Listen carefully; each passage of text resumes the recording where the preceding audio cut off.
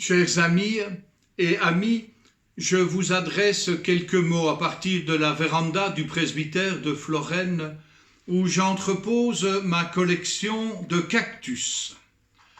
J'aime cette plante.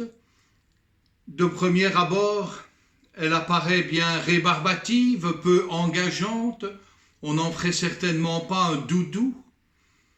Et pourtant, si on essaie de la connaître, si on l'entoure de beaucoup de soins, cette plante peut porter de magnifiques fleurs. Je pense qu'il en est de même avec beaucoup d'êtres humains que nous considérons comme infréquentables, inapprochables, rébarbatifs, peu sympathiques. Si nous essayons d'aller vers eux, si nous essayons de les connaître, d'entrer en dialogue avec eux, si nous les entourons d'amour, ils peuvent certainement porter de belles fleurs. La semaine dernière, mon éminent confrère, le chanoine Bruno de Crème, nous a rappelé que le temps de l'Avent est le temps de la venue. La première préface de l'Avent nous fait ainsi prier. Notre Seigneur est déjà venu en prenant la condition des hommes. Il viendra de nouveau revêtu de sa gloire. Et c'est bien ce que nous chantons à l'anamnèse. Nous rappelons ta mort, Seigneur ressuscité, et nous attendons que tu viennes. Le chrétien est donc tendu vers la venue glorieuse de Jésus. Et quand il viendra, ce sera la fin de notre monde, marqué par le péché et la mort, et le début d'un monde nouveau, où, comme l'écrit Didier Rimaud, l'éclat du Seigneur remplira l'univers, mieux que l'eau ne couvre les mers.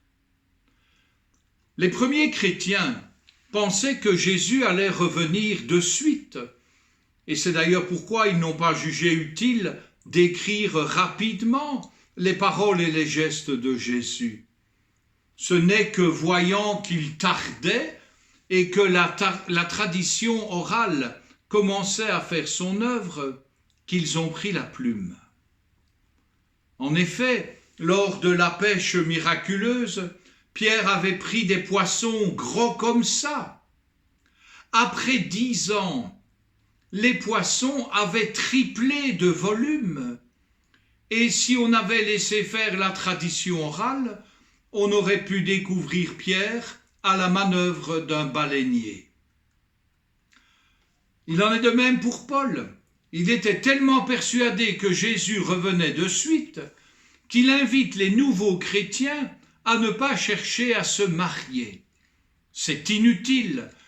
Ils n'auront pas encore terminé les préparatifs. Et Cana nous révèle que ça n'était pas rien, que Jésus serait là.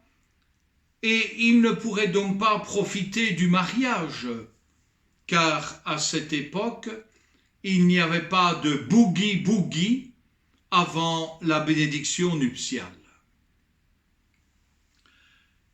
Si les premiers chrétiens étaient en attente, les suivants se sont parfois un peu endormis. Le livre de l'Apocalypse nous décrit ce phénomène. Il en était deux, ça c'est pas l'Apocalypse qui le dit, c'est moi, comme du pêcheur qui lance la ligne et ne voit rien venir. Ça ne bêche pas, comme on dit chez nous. Alors, le spécialiste de l'asticot finit par s'assoupir, par être moins vigilant. Et c'est à ce moment que le poisson risque d'en profiter et trop tard pour ferrer.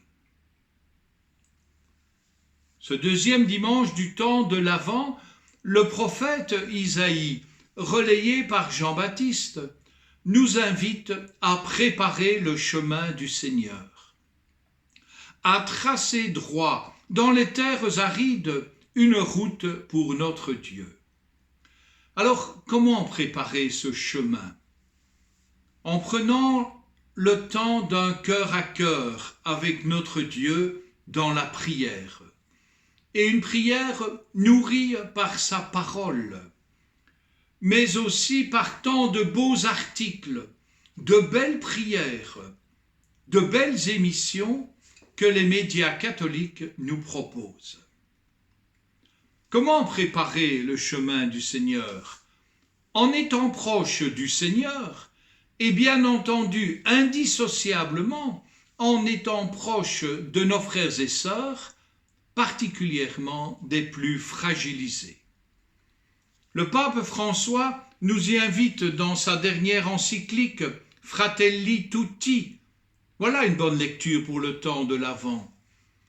Au début du chapitre 4, le Saint-Père écrit « Si l'affirmation selon laquelle tous, en tant qu'êtres humains, nous sommes frères et sœurs, n'est pas seulement une abstraction, mais devient réalité et se concrétise, cela nous met face à une série de défis qui nous bouleversent, nous oblige à envisager de nouvelles perspectives et à développer de nouvelles réactions.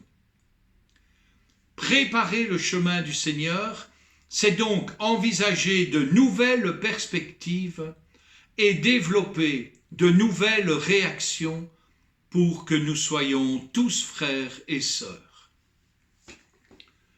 L'action Vivre ensemble nous y invite à travers son thème de campagne, pas de sécurité sans solidarité. Et ça vaut la peine d'aller consulter le site de l'Action Vivre ensemble, de découvrir les associations soutenues, de s'intéresser au thème d'année et de fouiller un peu pour trouver le numéro de compte afin de marquer très concrètement notre solidarité. En ce dimanche 6 décembre, fête de Saint-Nicolas, préparer le chemin du Seigneur, c'est peut-être mettre nos pas dans les pas du grand saint, lui qui a été si proche des plus fragilisés de notre société, et certainement que nous devons nous montrer inventifs en ce temps de pandémie. Préparer le chemin du Seigneur, c'est aussi essayer peut-être de faire fleurir les cactus. Comme c'est la fête de Saint-Nicolas, mes frères et mes sœurs, je vous fais un petit cadeau.